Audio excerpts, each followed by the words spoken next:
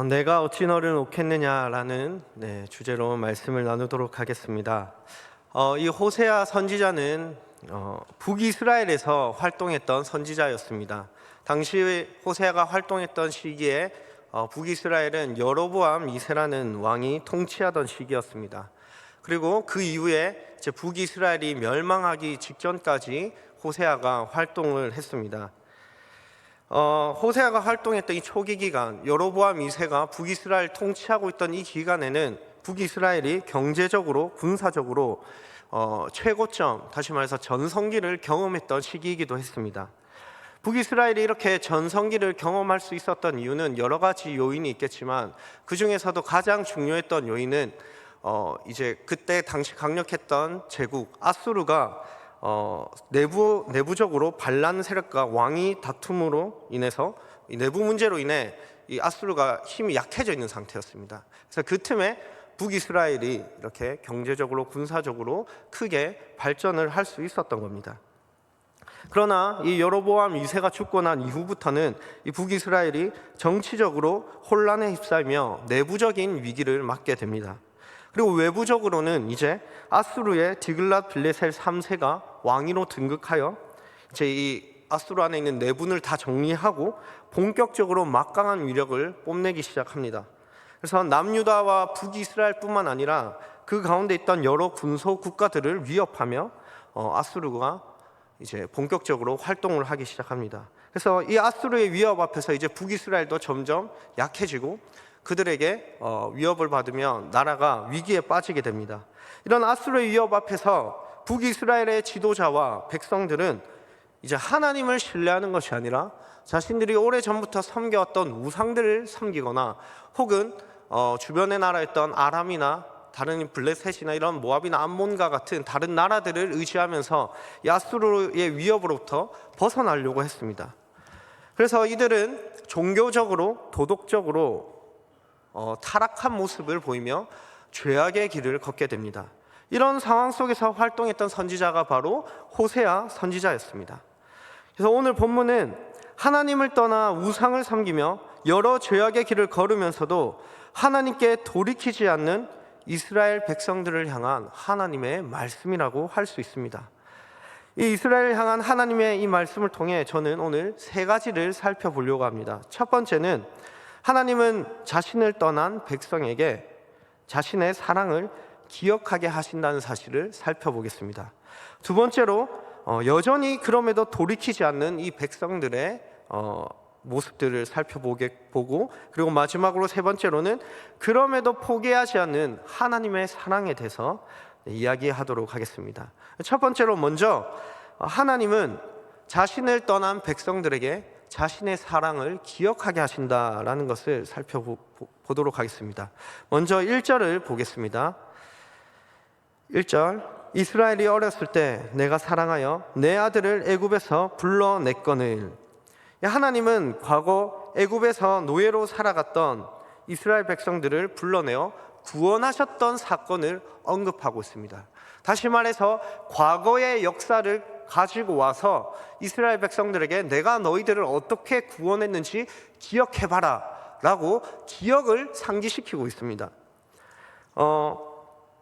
하나님이 이 이스라엘을 애굽에서 불렀던 시점을 재밌는 표현으로 말하고 있는데, 어렸을 때 내가 너희들을 애굽에서 불러냈다라고 이야기를 하고 있죠. 여기서 이 어렸을 때라는 이 표현은 어떤 의미냐면, 이 이스라엘이 하나님을 기쁘시게 할 만한 것이 하나도 없고 선한 것이 하나도 없으며 하나님을 떠나 죄의 길을 걷고 있는 철없는 모습을 상징적으로 지금 어렸을 때라고 표현을 하고 있는 겁니다. 다시 말해서 한마디로 말하면 이 이스라엘 백성들이 하나님이 사랑할 만한 것이 하나도 없을 때, 사랑받을 만한 것이 하나도 없을 그때에 하나님이 그들을 애굽에서 불러내었다는 겁니다. 이것이 어렸을 때라는 표현입니다. 우리는 이 세상을 살아가다 보면 인간관계 안에서 서로 사랑하는 그런 일들이 벌어지는 것을 봅니다. 그런데 사람은 누군가를 사랑할 때 조건을 따지죠. 내가 요구하는 이런저런 요구들을 네가 충족시켜 준다면, 내 마음을 충족시켜 준다면 나도 너를 사랑할게. 이렇게 조건을 따지면서 사랑할 수 있는 조건을 내겁니다. 그래서 그 조건을 충족시키면 내가 널 사랑하고, 네가 그 조건을 충족시키지 못하면 나는 널 사랑해 줄 수 없어 라고 이야기하는 것이 사람 간의 사랑의 방식이죠. 그러나 하나님은 오늘 이 어렸을 때라는 표현을 통해서 이 이스라엘 백성들을 아무런 조건 없이, 심지어 사랑받을 만한 모습이 없는 그때에도 하나님이 사랑하겠다고 결정을 하시는 겁니다. 다시 말해서 하나님은 조건 없이 사랑하신다는 겁니다. 이스라엘을 그렇게 사랑하셨다라는 것이죠. 하나님은 자신의 이런 사랑을 오늘 본문에서는 부모와 아들을 향해 베푸는 그 사랑으로 비유하고 있습니다. 그래서 부모와 이 자녀의 관계로 하나님이 내가 너희들을 얼마나 사랑하는지를 비유적으로 설명을 하고 있는 것이죠. 여기서 내 아들이라는 표현도 나오죠. 내 아들이라는 이 표현은 어떤 의미냐면, 하나님이 이 이스라엘 백성들을 아들로 삼았다는 것은 내가 너희들을 반드시 지키고, 내가 너희들을 돌보고, 내가 너희들을 먹이고, 내가 너희들을 입히고, 내가 너희들을 인도하고, 내가 너희들을 구원할 거야. 그 의미가 담겨있는 표현이 바로 내 아들, 내가 너를 사랑한다, 내가 너를 인도한다, 내가 너를 지킨다. 그 표현이 바로 이 아들에 담겨있는 겁니다. 마치 부모가 자녀를 조건 없이 받아들이고 사랑하고 인도하는 것처럼 내가 너희들을 그렇게 사랑한다 라고 표현하는 것이 내 아들이라고 생각을 하시면 되겠습니다. 그런데 재밌는 것은 본문 2절을 보시면 이스라엘 백성들이 하나님으로부터 이런 사랑을 받고 있음에도 불구하고 이들이 어떻게 행동합니까? 이들은, 이스라엘 백성들은 광야에서 하나님이 불러내셨습니다. 애굽에서. 그런데 하나님 광야로 이끌어 가셨을 때 그들은 거기서 하나님을 신뢰하지 못했습니다. 심지어는 자신들의 옛주인이었던, 자신들을 노예 삼았던 애굽을 그리워하는, 옛주인을 그리워하는 모습까지 보입니다. 마실 물이 없다면서 하나님을 시험하기도 했습니다. 약속의 땅으로 그렇게 힘들게 들어오고 나서도 이들은 가나안 땅에 있던 우상들을 섬기면서 수많은 죄악을 저지르며 하나님의 마음을 아프게 했습니다. 그렇게 이들은 하나님이 사랑한다고 말하고 있지만, 내가 너희들을 아낀다고 말하지만, 내 아들이라고 부르지만, 너희들을 조건 없이 사랑한다고 말하지만, 이들은 미련하게도 어리석게도 그 사랑의 품을 떠나 계속해서 하나님으로부터 도망치는 모습을 우리는 오늘 본문을 통해 볼 수 있습니다. 그런데 반면에 이스라엘 백성들은 이렇게 계속 하나님의 품으로부터 도망치고 있는데, 하나님은 어떻게 하시냐면 다시 자기가 너희들을 어떻게 사랑하는지를 말씀하십니다.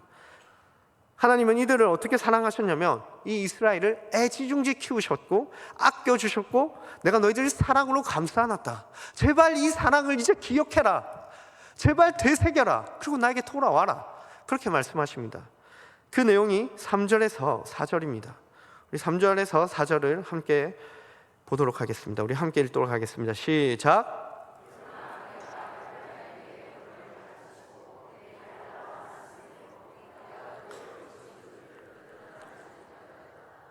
내가 사람의 줄 곧 사랑의 줄로 그들을 이끌었고 그들에게 대하여 목에서 멍에를 벗기는 자같이 되었으며 그들 앞에 먹을 것을 두었노라.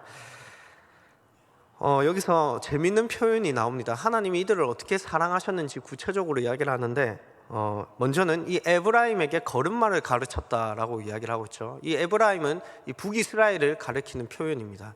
어쨌든 이 이스라엘 백성들에게 하나님은 걸음마를 가르쳐 주셨다. 그리고 또 어떻게 하셨냐면 자신의 팔로 감싸 안으면서 너희들을 키웠다는 겁니다. 하나님이 자신의 사랑의 품에 품어 이 이스라엘 백성들을 정말 자녀처럼 애지중지하면서 사랑으로 보듬고 사랑해주고 사랑해라고 이야기하면서 키우면서, 그리고 그들에게 걸음마를 가르치면서 삶을 살아갈 수 있는 자리로 설 수 있도록 늘 하나님이 지키시고 인도하시고 보호하여 주셨다는 겁니다. 다시 말해서 지금 하나님이 부모의 마음으로 내가 이스라엘을 키웠다라는 것을 이야기를 하는데, 사실 저는 이 부분이 아직 결혼도 안 했고 자녀가 없어서 부모의 입장으로서 사실 저희가 솔직하게 말하면 100% 다 이해가 되지는 않았습니다. 그러나 이제 그래서 제가 반대로 생각을 해봤습니다. 저희 엄마 아빠가 나를 키울 때 어떤 마음이었을까? 철없을 때, 어렸을 때 진짜 철부지고 늘 엄마 아빠 속썩이던 그런 철부지의 모습으로 있을 때 엄마 아빠는 나를 바라보면서 어떤 마음이었을까? 그걸 한번 생각을 해봤습니다. 이제 제가 갓난 아기가 되고 이제 막 걷기 시작했을 때 저를 바라보는 엄마의 눈빛이 어땠을까? 걷다가 넘어지면 다시 일으켜주고, 걷다가 넘어지면 일으켜주고, 그래도 넘어져도 잘한다, 내 아들 잘한다 하면서 그렇게 하지 않았을까, 그런 생각이 듭니다. 그래서 설교하기 전에 엄마한테 전화해서 물어보려고 하다가 물어보진 않았습니다. 좀 민망해서. 그래서 그냥 상상만 해도 그렇게 저를 애지중지 키워주지 않으셨나, 그런 생각을 합니다. 그래서 저의 그 모자라고 연약한 모습이지만 그래도 걷고 도와주고 하는 그 엄마의 모습을 보면 웃음 짓고 있지 않았을까, 사랑스러운 미소로 나를 바라보지 않았을까, 그런 상상을 해봤습니다. 하나님이 마치 그렇게 이스라엘을 기르셨다는 겁니다. 그들을 사랑으로 품으셨고 안으셔서 거룩한 백성답게 한 걸음 한 걸음 걸어갈 수 있도록 내가 너희들에게 걸음마를 가르쳤다. 광야에서 너희들을 거룩한 하나님의 백성, 내 아들답게 살아가도록 내가 너희들을 가르쳤지 않았느냐? 그렇게 걸어가게 하지 않았느냐? 그걸 기억해라. 너희들이 원망하고 불평하고 나를 배반해도 내가 너희들의 필요를 채워주고 계속해서 내가 너희들을 사랑으로 품어주지 않았느냐? 제발 이 사랑을 이제 기억해. 하나님이 그렇게 말씀을 하시는 겁니다. 무엇보다도 이 4절을 통해 알 수 있는 것은, 오늘 본문 4절 보시면 4절을 통해 알 수 있는 것은 하나님이 그들을 종처럼 대하지 않고 내가 너희들을 인격적으로 대하며 사랑으로 늘 인도했다라는 것을 강조하고 있는 것을 볼 수 있습니다. 그리고 이 4절 하반절에는 또 이런 표현이 나옵니다. 그들 앞에 먹을 것을 두었노라. 이런 표현이 나오는데 이 표현이 다른 말로는 어떻게 번역할 수 있냐면 내가 허리를 굽혀 먹여줬다는 겁니다. 허리를 굽혀 먹여줬다. 이 표현은 이 자상한 어머니가 어린 자녀를 이제 젖먹이는 모습을 상상하게 만드는 표현이라 할 수 있습니다. 이처럼 하나님은 자신의 아기를, 자신의 아들을, 자신의 자녀를, 자신의 딸을 사랑으로 애지중지 키웠다는 겁니다. 보듬었다는 겁니다. 그렇게 아꼈다는 겁니다. 그런데 어리석게도 미련하게도 이 자녀는, 이 아들은 부모를 배신하고 배반하고 그 사랑의 품을 떠나 도망치고 있는 모습을 볼 수 있습니다. 도리어 이 부모의 마음을 무너지게 하고 대못을 박는 철없는 아들처럼 이스라엘 백성들이 그런 미련한 짓을 하고 있다고 지금 호세아가 고발하고 있는 것입니다. 그렇게 도망치는 이스라엘 백성들에게 하나님은 어떻게 하십니까? 도망치고 있는 그들에게 계속해서 말씀하십니다. 너희가 어렸을 때 철없고 사랑할 만한 게 하나도 없어도 내가 너희들을 너무너무 사랑했다. 항상 너희를 사랑의 품으로 감싸 안았고 너희들을 이 험한 세상 속에서 거룩하게 살아가도록 내가 한 걸음 한 걸음 붙잡아주고 가르쳐 주었다. 그렇게 내 품 안에서 너희들을 먹이고 입히고 돌봤다. 그러니 너희들은 이제 제발 이 사랑을 기억해라. 이제는 내게 돌아와라. 내 품으로부터 도망치면 너희는 죽는다. 망한다.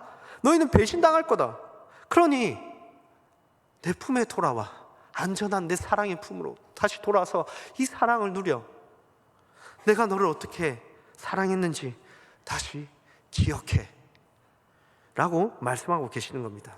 한마디로 하나님은 지금 이 호세아 말씀을 통해 내가 너희를 어떻게 사랑했는지 기억하라는 겁니다. 그 내용이 오늘 본문의 1절에서 4절의 내용입니다. 하나님의 이러한 애절한 사랑의 외침은 오늘 우리에게도 향하고 있다는 것을 기억해야 합니다. 우리가 바로 이스라엘과 같이 늘 하나님의 품으로부터 도망치며 세상의 가치관을 따라 영원하지 않은 것을 사랑하며 살아가던 존재였습니다. 늘 넘어지고 무너지고 도망치고 두려워하고 절망하고 우울해하고 염려하고 더 가지려 하고 더 뺏으려고 하고 미워하고 시기하고 질투하고 음란하고 악한 존재가 바로 우리입니다. 그게 우리의 모습입니다.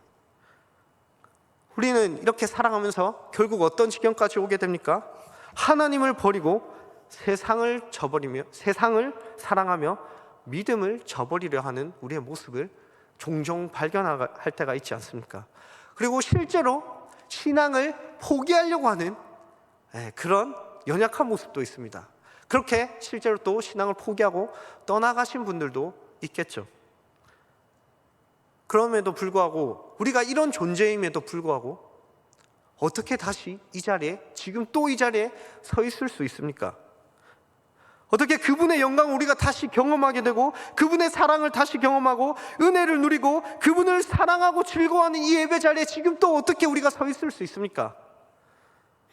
그것은 하나님이 저와 여러분들을 인생이라는 시간 속에서 지금도 여전히 사랑으로 계속해서 설득하고 계시기 때문에 우리가 이 자리에 다시 설 수 있는 것입니다. 저도 신앙생활을 한 지 이제 14년 정도 되어 갑니다. 근데 제가 이 14년 동안 신앙생활을 하면서 좋았던 것만은 아니었습니다. 저도 도망칠 때가 있었고, 하나님으로부터 우상을 섬기기도 했고, 사람들 몰래 세상의 방식대로 살아가기도 했습니다. 죄를 지었고, 넘어졌고, 무너졌고, 깨지고, 상했었습니다. 그래서 이런 삶이 반복되다 보니까 제가 어떤 지경까지 가게 됐냐면, 하나님을 부인하려는 자리까지 서려고 했습니다. 그래서 이제 이런 신앙생활을 하다 보니까 이제 어떤 생각이 드냐면, 진짜 더러워서 신앙생활 못 해먹겠네. 내가 진짜 왜 어떻게 이렇게까지 살아야 되냐? 왜 내가 이런 것까지 왜 참아야 되지? 나도 좀 사실 이런 생각 다 해보셨을지 모르겠지만, 그냥 세상 사람들처럼 편하게 그냥 죄 짓고 살아가면 좀 자유롭고 좀 행복하지 않을까? 그런 생각을 해보시지 않았습니까? 네, 저만 그런 생각을 해봤습니까? 세상 사람들 부럽고, 그냥 나도 그냥 눈치 안 보고, 교회 사람들 눈치 안 보고 그냥 내 본성대로 편하게 살면은 진짜 좋을 것 같다, 이런 생각을 하면서 실제로 그렇게 하기도 했었습니다. 그래서 그런 불신앙적인 모습을 보이며 일부러 더 반항해보기도 했었습니다. 그런데 그때마다 하나님이 자신의 사랑을 기억하게 하셨었습니다. 하나님이 저를 어떻게 사랑하고 지금까지 보호해 주셨는지, 나를 향한 부르심을 하나님이 어떻게 성취하고 계시는지, 그리고 어떻게 성취하셨는지, 미래가 어둡고 두려워하고 어려워하고 있을 때 그때 하나님께서 내 삶을 진짜 어떻게 이끌어 가셨는지, 그것을 보게 만들어 주셨습니다. 다시 말해서 제가 하나님 품으로부터 자꾸 도망치고 떠나려고 할 때마다 하나님이 무엇을 기억하게 하셨냐면, 하나님과 사랑했던 그 추억을 자꾸 떠올리게 하시더라고요. 그러면서 그 추억을 되새기다 보니까 그렇지, 하나님 정말 살아계시지, 하나님의 말씀이 정말 나의 삶 속에서 성취되었었지, 하나님이 그렇게 나를 이끌어갔지, 그 사랑을 자꾸 기억하게 하시고 그 사랑을 다시 보게 하시면서 저희 신앙을 다시 회복시켜 가시고, 그리고 이 예배의 자리에 다시 나오게 하셔서 힘들고 포기하고 싶었던 신앙생활이지만 다시 그것을 기뻐하게 만드시고 즐겁게 만들게 하시면서 저를 회복시켰던 그런 경험들이 있습니다. 이런 경험들을 저 말고도 우리 성도님들이 다 하셨을 거라 생각합니다. 이처럼 하나님은 은혜와 사랑으로 저희를 이끌어 가시는 겁니다. 오늘 본문이 바로 이스라엘 백성들에게 그 사랑을 상기시키며 기억시키며 되새기게 하시면서 돌아오라고 말씀하시는 겁니다. 하나님은 오늘도 이 시간에도 우리를 사랑으로 설득하고 계십니다. 하나님은 우리를 어떻게 사랑으로 인도하셨는지를 기억하시길 바랍니다. 그리고 그분 안에서 그 사랑을 다시 누리고 그 사랑의 품 안에서 참된 만족과 평안을 누리시길 바랍니다. 다시 본문으로 돌아오도록 하겠습니다. 하나님께서 이렇게 사랑을 기억하게 하시기 위해서 이들에게 돌아오라고 말씀하시지만, 이스라엘 백성들은 어떤 반응을 보입니까? 하나님의 이 사랑의 절절한 외침에도 불구하고 이들은 돌이키지 않습니다. 돌이키지 않는 이들이 맞게 되는 결과가 무엇입니까? 그것이 오늘 본문 5절에서 6절에 나와 있는데, 이 5절에서 6절을 정리해서 간단하게 말하면 이스라엘이 과거에 애굽에서 종노릇 했던 것처럼 이제는 아수르의 지배를 받게 되어 아수르의 종이 될 것이다 라고 하나님이 말씀하십니다. 이들이 돌아오지 않으니까 결국 아수르의 지배를 받게 되는 것이죠. 하나님의 다스림이 아닌 아수르라는 대적자들의 다스림 속에서 이제 불행과 고통을 경험하게 되는 겁니다. 그러면 이들이 이 정도 들었으면 이제 정신 차리고 하나님께 돌아와야 되지 않겠습니까? 아, 우리가 진짜 잘못했구나. 여기에는 소망이 없구나. 하나님께 돌아가야겠구나. 이쯤 되면 느껴야 되는 겁니다. 그런데 이들은 어떻게 하냐면 하나님을 찾는 게 아니라 도리어 우상을 찾고 바알을 찾습니다. 그 내용이 오늘 본문 7절입니다. 7절 제가 읽겠습니다. 내 백성이 끝끝내 내게서 물러가나니 비록 그들을 불러 위에 계신 이에게로 돌아오라 할지라도 일어나는 자가 하나도 없도다. 여기서 이 위에 계신 이는 하나님이 아니라 이스라엘이 의지하는 우상들을 가리킵니다. 대표적으로 바알을 말하고 있는 겁니다. 따라서 이 7절을 다시 해석하면 이렇게 해석할 수 있습니다.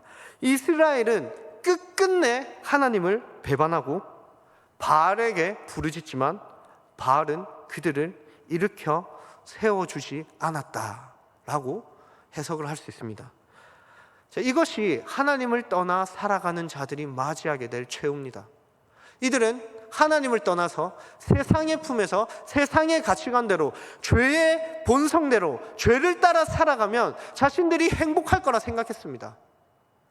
아람을 의지하면, 다른 나라들을 의지하면, 다른 우상들을 의지하면, 바알을 의지하면 자신들이 아수르 품에서 벗어날 수 있을 거라 생각했습니다.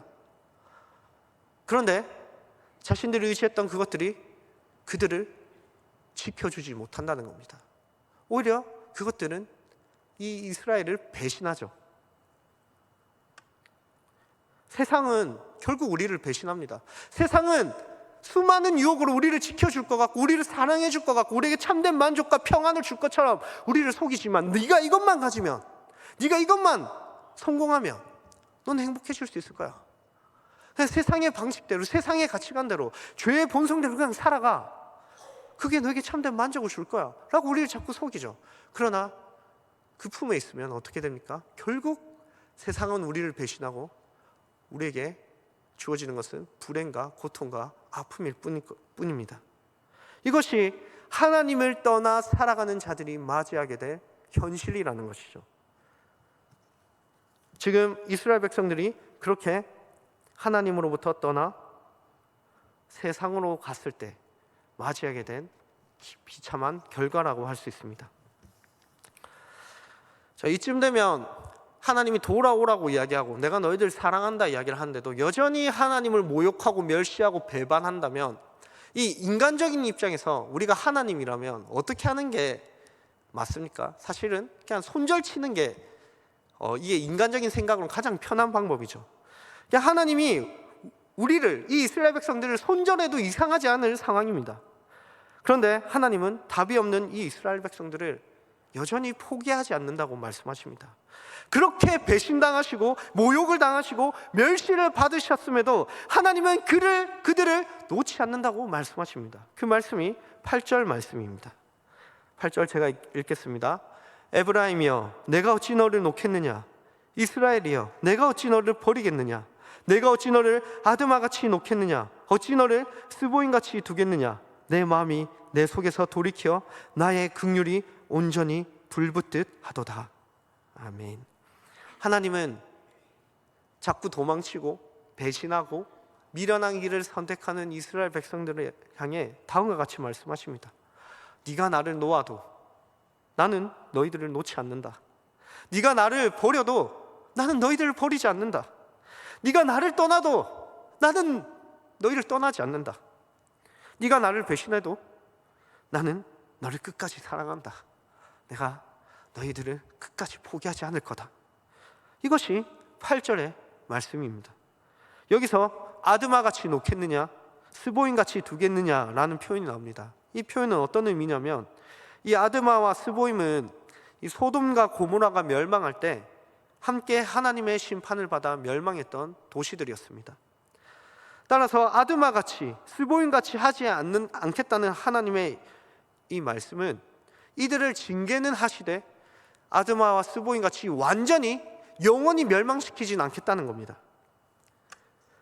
다시 말해서 하나님은 이들을 징계는 하시되 멸망시키진 않으시고 도리어 이 징계를 통해 하나님의 사랑이 얼마나 위대하고 아름다운지, 내가 너희들을 얼마나 사랑하는지를 가르치고 보게 하셔서 그들을 회복시키겠다는 약속의 말씀인 겁니다. 하나님은 이처럼 이들을 영원한 심판으로 멸망시키지 않겠다고 말씀하고 계시죠. 그 이유가 무엇입니까? 왜 이들을 멸망시키지 않겠다고 말씀하십니까? 그 이유는 하나님이 이들을 너무 사랑하기 때문입니다. 그래서 하나님의 입장에서도 징계를 내리는 게 마음이 아프셨습니다. 그래서 징계라는 힘든 시간을 허락해서라도 그들이 돌아오기를 바라셨던 겁니다. 결국 그분의 이 포기하지 않는 이 신실한 사랑이 자신의 백성들을 어떻게 만들어 가십니까? 우리 10절에서 11절을 보겠습니다. 우리 함께 읽도록 하겠습니다. 시작.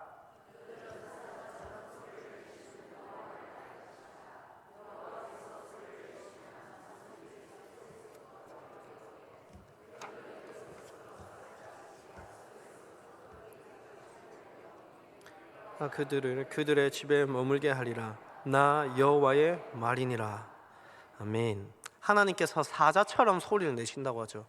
보통 이 사자라는 표현들을 선지자들에게 많이 사용하는데, 이 사자가 소리를 친다 할 때 보통은 이 선지자들이 심판과 징계의 메시지를 던질 때 이런 표현이 나옵니다.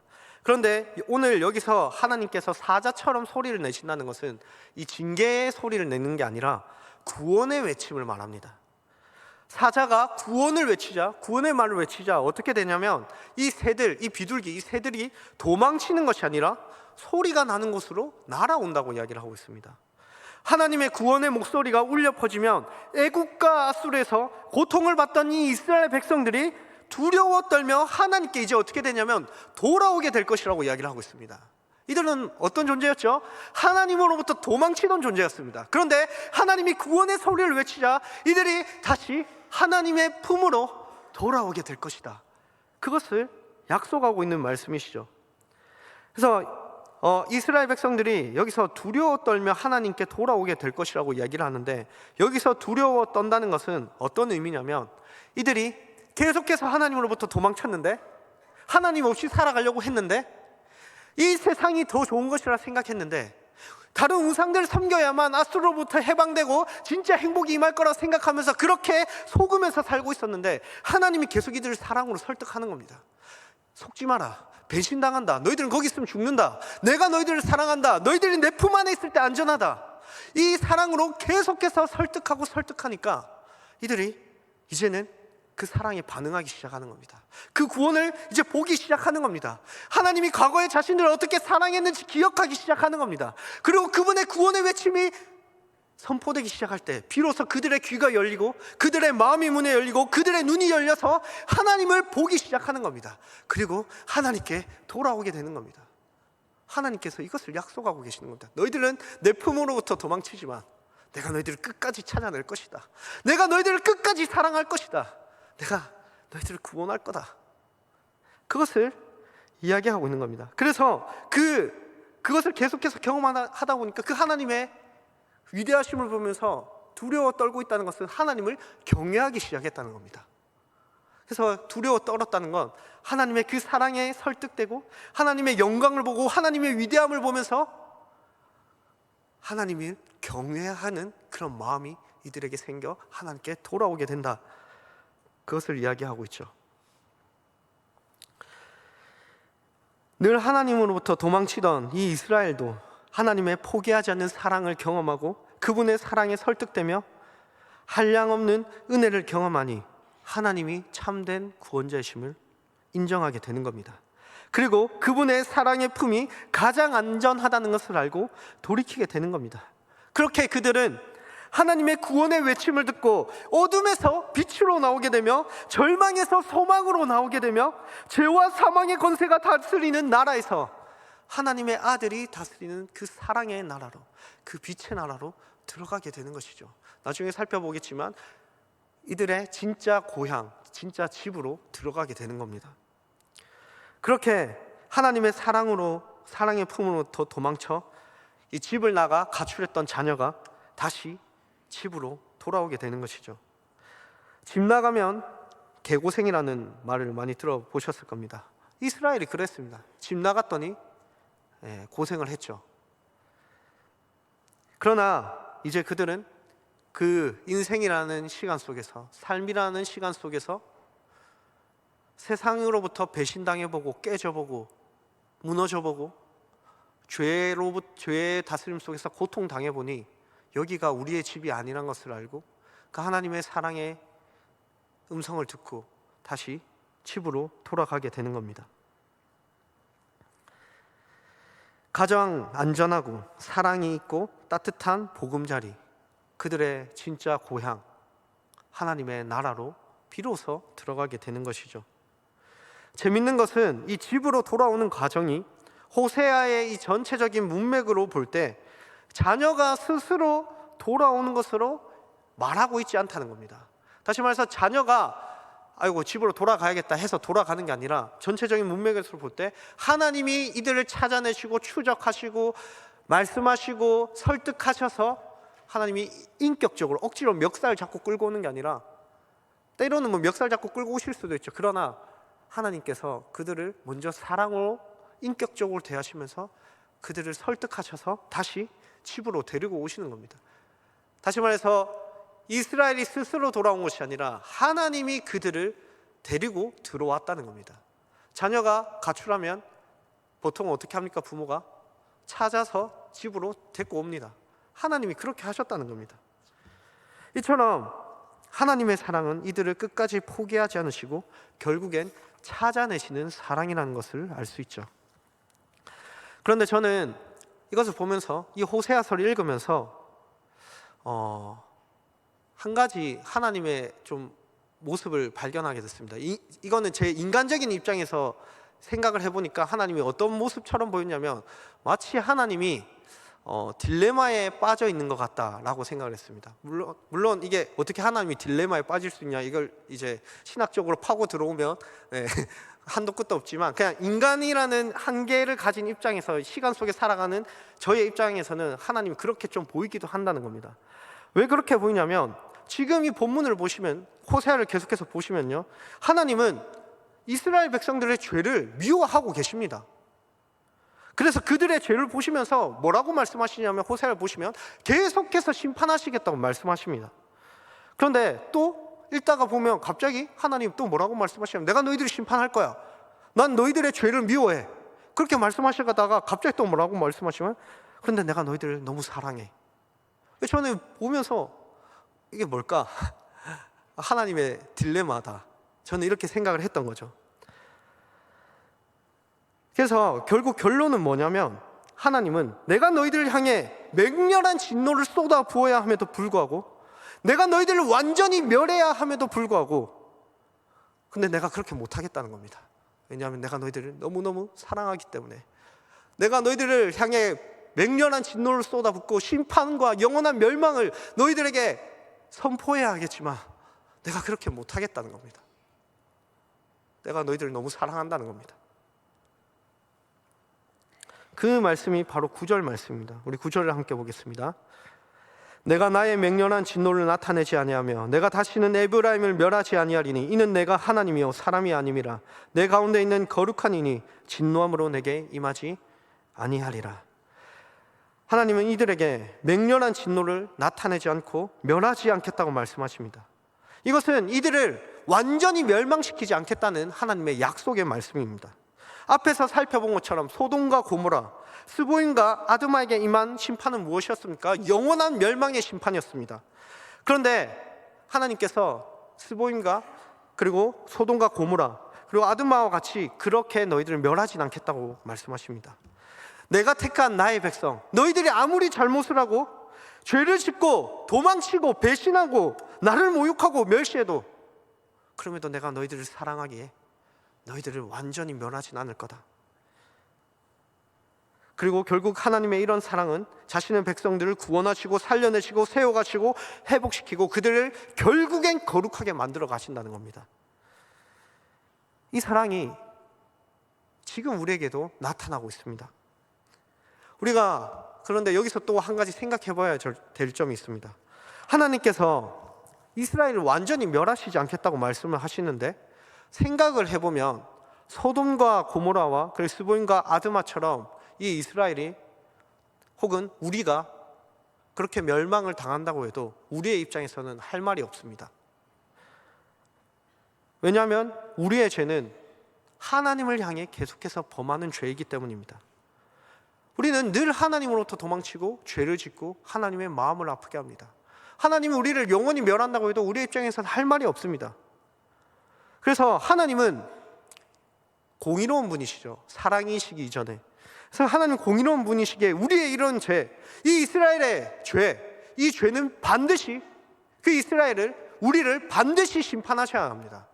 그게 하나님의 공의입니다. 그 심판의 결과가 무엇이냐면 바로 영원한 심판입니다. 죄의 싹스 뭐라고 말하죠? 사망. 이 사망은 영원한 죽음을 말합니다. 죄의 싹스는 영원한 죽음이죠. 그래서 하나님이 우리를 향해서 그런 맹렬한 진노를 쏟아부으시면서 우리를 영원히 심판하셔야 되는데, 하나님께서 그 맹렬한 진노를 내리지 않겠다고 결정을 하신다는 겁니다. 그러면 여기서 우리의 입장에서 생각해 볼 때 그분의 공의가 완전히 그럼 충족되지 않는 게 아닌가라는 질문을 던질 수 있습니다. 왜냐하면 하나님의 공의는 이 죄를 반드시 심판해야 되고 그 죄의 결과는 영원한 죽음인데, 공의롭다면 죄에 대한 대가를 그대로 치르게 하는 게 진짜 공의죠. 그게 하나님의 공의입니다. 그래야 하나님의 공의가 충족이 되죠. 그런데 그분이 그렇게 하지 않겠다는 겁니다. 왜냐하면 매번 도망치는 죄인인 우리를 너무나 사랑하시기 때문입니다. 그래서 하나님의 입장은 다음과 같습니다. 사랑하지만 심판하셔야 되고, 심판해야 하지만 사랑하기에 지금 하나님이 이러지도 저러지도 못하는 것, 지금 이게 호세아서에 나타나고 있는 하나님의 마음이죠. 이런 하나님의 마음이 성도님들은 느껴지고 계십니까? 그분의 공의는 우리를 완전히 심판해야 된다고 말하고 있지만, 그분의 사랑은 우리를 살려야 한다고 또 말하고 있습니다. 하나님께서 그렇다면 자신의 공의와 사랑, 이 두 가지의 길을 다 충족할 수 있는 방법은 무엇입니까? 하나님이 자신의 공의와 이 사랑을 다 충족하기 위해서 하나님이 어떤 결정을 내리시죠? 바로 영원 전부터 사랑했던 자신의 아들 예수 그리스도를 십자가에 못 박아버리는 선택을 하시는 겁니다. 우리를 향해 쏟아내야 할 진노와 심판, 하나님은 어쨌든 공의를 충족해야 되기 때문에 우리를 반드시 심판해야 합니다. 그 심판의 결과는 영원한 심판입니다. 그런데 우리를 사랑하기 때문에 심판하지 못합니다. 그래서 어떻게 하십니까? 우리의 모든 죄를 자신이 영원 전부터 사랑했던 자기의 아들에게 다 짊어지게 해서 자신의 아들을 죽여버리죠. 심판해버리죠. 그 자리가 바로 십자가였습니다. 예수님은 영원 전부터 사랑을 받고 영원 전부터 사랑했던 자신의 아버지께로부터 버림을 받았습니다. 그분이 우리를 대신해서 죽으셨습니다. 우리가 죽어야 되는데 하나님은 우리를 살리기 위해 자신의 아들을 십자가에 못 박아버리신 겁니다. 그렇게 하셔서 어떻게 하십니까? 자기의 공의를 충족시켰죠. 죄에 대한 심판을 끝내버렸죠. 그래서 우리가 이제는 하나님 앞에서 어떻게 됩니까? 죄 없다고 여김을 받는 겁니다. 우리의 죄의 문제가 해결이 된 겁니다. 그래서 우리가 죄와 사망의 권세로부터 해방이 된 겁니다. 그리고 이제는 부활하신 예수 그리스도, 그 완전한 의를 우리에게 선물로 주셔서 그 의의 옷을 덧입은 자들이 이제는 어떻게 됩니까? 하나님의 사랑의 품으로 들어가게 됩니다. 그래서 하나님은 예수 그리스도의 십자가 사건을 통해, 이 부활 사건을 통해서 자신의 공의도 충족하시고, 그리고 우리를 죄로부터 구원하시고 우리를 의롭게 만드셔서 여겨주셔서, 그리고 하나님의 자신의 사랑을 우리에게 드러내셨습니다. 그 자리로 우리를 초대하셨죠. 예수 그리스도를 통하여 우리를 불러내신 겁니다. 하나님이 이 십자가를 통해 자신의 공의와 사랑을 충족시켰죠.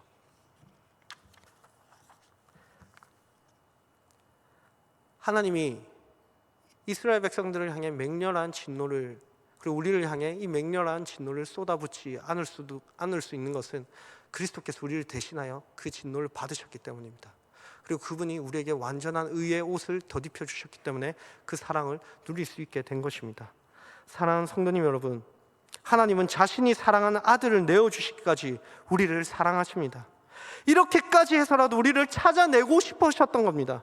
우리를 죄와 사망에서 구원하시기 위해, 우리를 거룩한 백성으로 삼으시기 위해, 하나님의 자녀답게 거룩하게 살아가도록 만드시기 위해, 무엇보다도 자신의 사랑 안에서 진정한 만족과 기쁨과 행복을 누리게 하시기 위해 영원 전부터 사랑했던 자신의 아들을 십자가에 못 박아야만 하셨습니다.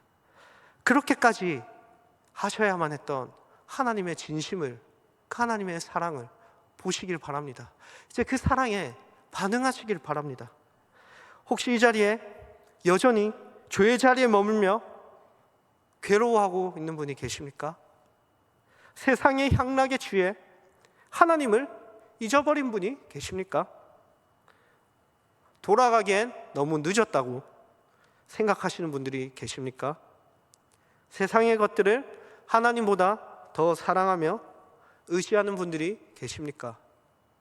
내 삶은 소망이 없다고 생각하며 삶을 포기하고 싶은 분들이 계십니까? 혹은 삶의 문제와 어려운 문제 앞에서 힘들어하고 지쳐있는 분이 계십니까? 믿음 생활 편하게 하고 싶고 그냥 혼자 하고 싶고 그냥 나를 좀 내버려 두면서 좀 그렇게 편하게 신앙생활을 하고 싶다라고 생각하는 분이 계십니까? 오늘 말씀을 보십시오. 하나님은 우리를 향해, 그런 자들을 향해 돌아오라고 말씀하십니다. 하나님은 우리를 포기하지 않는다고 말씀하십니다. 하나님은 우리를 사랑하신다고 말씀하십니다. 그분의 사랑을 기억하십시오. 그분이 우리에게 베푼 사랑은 어떤 사랑입니까? 우리를 포기하지 않는 사랑이며, 우리를 만들어 가시는 사랑이며, 우리를 영광스럽고 아름다운 자리까지 이끄시며 명예로운 지위로 회복시켜 주시는 사랑입니다. 이 사랑을 예수 그리스도를 통하여 완성하셨습니다. 이제 이 사랑을 아신다면 아버지께로 돌아오시길 바랍니다. 그분의 사랑의 품으로 다시 달려오시길 바랍니다. 내가 어찌 너를 놓겠느냐 라고 울부짖으시는 하나님의 사랑에 이제 반응하시길 바랍니다. 우리를 놓지 않기 위해 십자가에서 자신의 아들을 내어놓으신 그분의 은혜를 보시길 바랍니다. 그리고 이제 그리스도 안에서 하나님께 돌이켜 다시 믿음의 영광의 길을 걸어가시길 바랍니다. 그렇게 우리 모두가 다시 하나님의 사랑의 품에서 진정한 행복과 기쁨을 누리길 간절히 소망합니다.